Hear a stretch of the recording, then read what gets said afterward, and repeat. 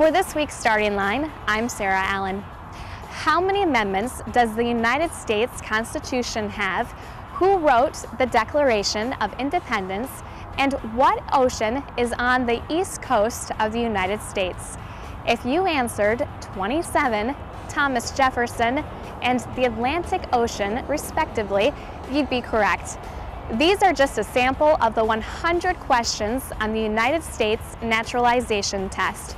In order to become a U.S. citizen, an immigrant must take this test and pass, getting 60% or more of the questions correct.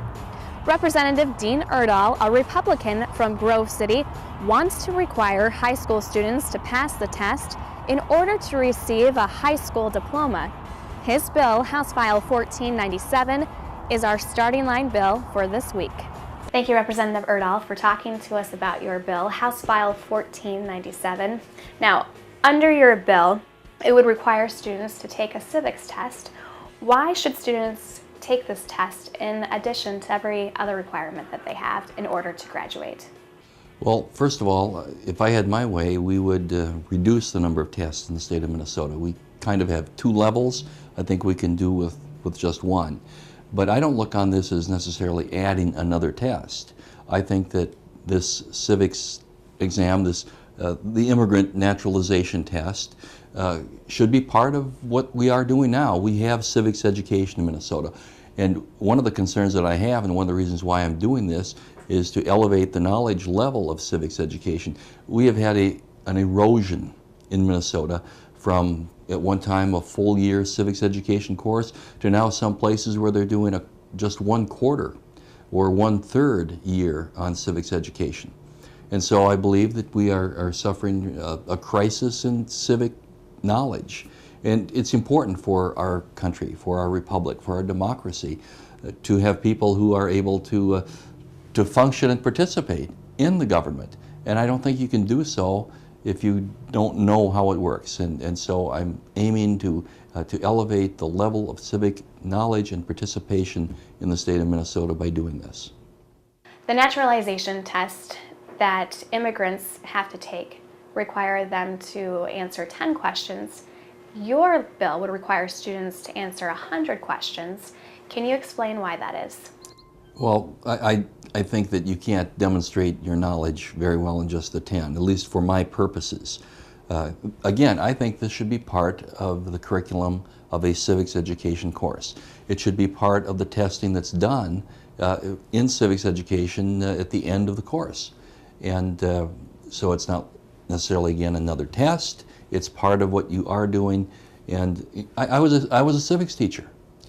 And many of the questions that are in the naturalization test, I asked when I was teaching. And I included those in my test. I don't think it's really a big deal to be able to add these now. Some will say, well, then you're just teaching to the test. Well, I think that certainly sometimes recall questions of this type are a springboard to deeper and more meaningful learning. And that's what I intend this to be.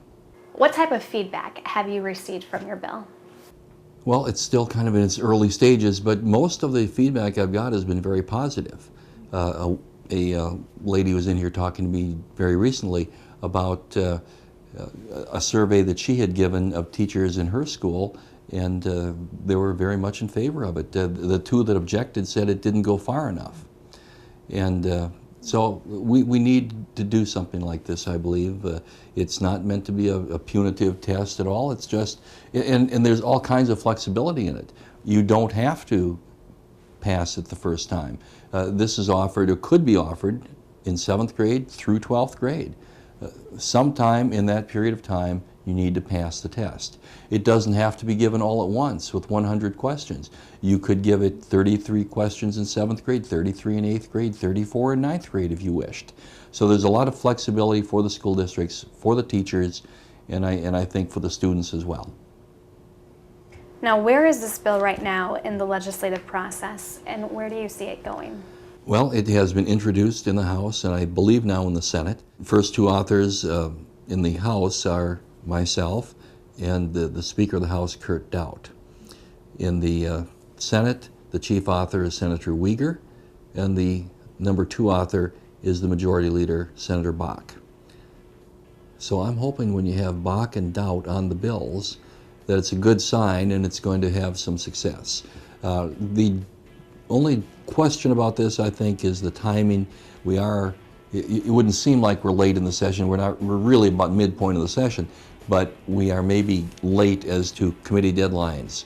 And we're getting up against it right now where bills are moving through kind of quickly, and a lot of bills are piling up at the end of the deadlines, and we may have some trouble getting it heard right now, but I hope not. We'll see what happens.